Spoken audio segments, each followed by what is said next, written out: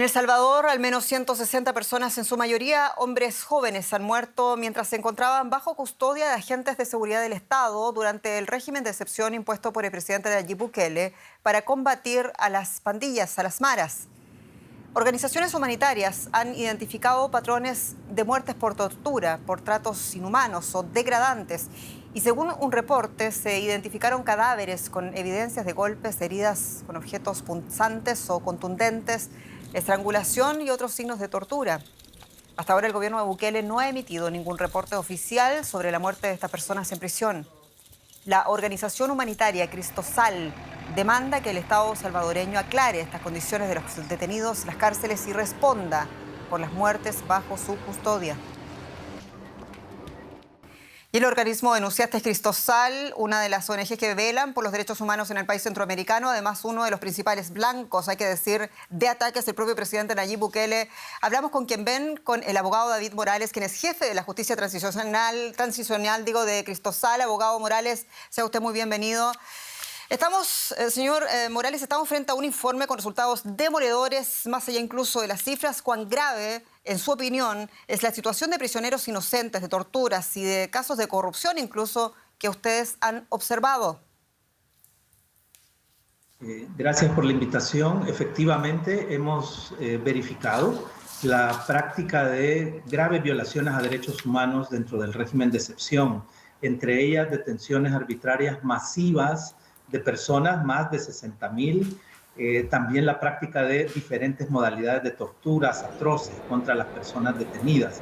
Esta es la razón por la que muchas están muriendo, y tampoco hay una independencia judicial. En realidad el régimen de excepción es una estrategia de violación a los derechos humanos y no forma parte de una política integral de seguridad, como hemos conocido otros ejemplos a nivel continental.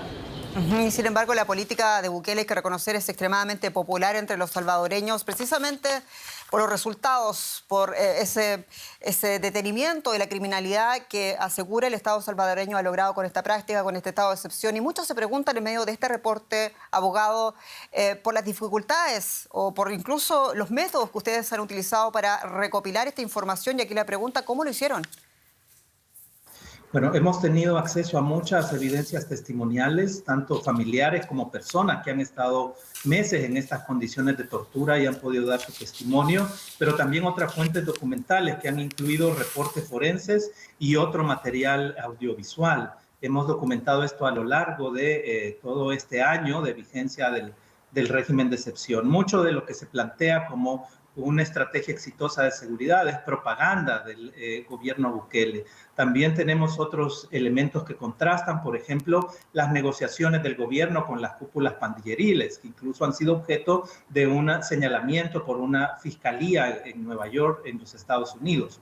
Y también hay alteración estadística. Sí hay una disminución de homicidios, pero las encuestas demuestran que aunque la población acepta mayoritariamente el régimen de excepción, la misma población en porcentajes similares habla que no quiere violaciones a derechos humanos, detenciones ilegales sin orden judicial, no quieren torturas, no quieren morir bajo esas condiciones. Y es lo que señalan también las encuestas. Realmente se ha erigido a través del régimen de excepción y reformas inconstitucionales a las leyes penales, sumada a lo que se suman prácticas ilegales e inconstitucionales de abusos a los derechos humanos, una verdadera política de terror que a nuestro criterio ha generado ya un escenario de crímenes de lesa humanidad en nuestro país. Y a propósito de lo que estoy diciendo, crímenes de lesa humanidad, en vuestro reporte, abogado, ustedes hablan del Estado salvadoreño. Esto es una cuestión bastante importante, los que entendemos de jurisprudencia en esta materia. ¿Qué van a hacer ustedes con esta información? ¿Pretenden ustedes, y se lo pregunto también como abogado penalista, recurrir al mecanismo interamericano de justicia?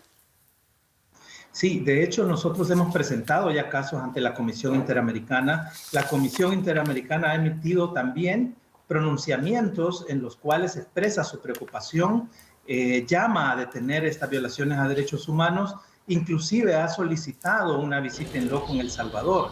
el gobierno de El Salvador no solo ha negado la visita, sino que también hay expresiones del mismo Bukele insultando y atacando a la Comisión Interamericana. Hemos activado igualmente los diversos mecanismos especiales, las relatorías y grupos de trabajo de la ONU, y también hay expresiones ya de relatores y relatoras de preocupación sobre lo que está ocurriendo en El Salvador.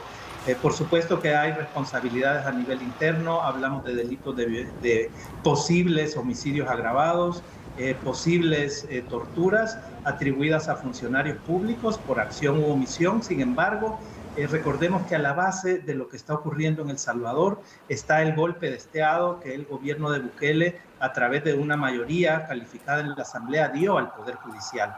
Destituyó a la Corte de Constitucionalidad de El Salvador, destituyó al fiscal general y luego dio un decreto de purga judicial para separar jueces independientes, de tal manera que ahora el sistema de justicia está sometido al poder presidencial y eso impide que haya un control judicial sobre estos abusos y que haya prácticamente una posibilidad abierta para que la política sea otra vez la tortura, la política de seguridad sea torturar sistemática y masivamente, provocar muertes e inclusive detenciones ilegales masivas.